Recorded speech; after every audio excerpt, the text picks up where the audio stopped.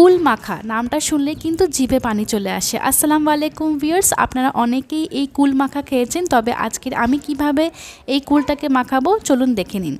এখানে আমি নিয়েছি পাকা কুল। পাকাগুলোর বোটাটাকে ছাড়িয়ে খুব ভালো করে ধুয়ে নিয়েছি। দিয়ে দিচ্ছি 1 চামচ বিট নুন, 1 চামচ ভাজা জিরে গুঁড়ো, আর এখন দিয়ে দিচ্ছি এখানে তেঁতুলের চাটনি। এখানে 2 চামচ তেঁতুলের চাটনি দিয়েছি। আর এই তেঁতুলের চাটনির রেসিপি কিন্তু আমার দই বড়ার ভিডিওতে দেওয়া আছে, চাইলে দেখে নিতে পারেন। এখানে দিয়ে দিচ্ছি একটা কাঁচা লঙ্কা কুচি আর দিয়ে দিচ্ছি ধনেপাতা কুচি।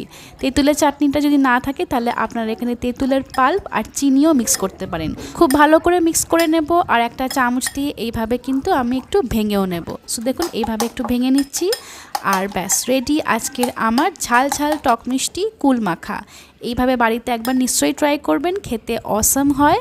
আর আজকের ভিডিওটা ভালো লাগলে একটা লাইক করে দেবেন আর চ্যানেলটাকে সাবস্ক্রাইব করে দেবেন। আল্লাহ হাফেজ।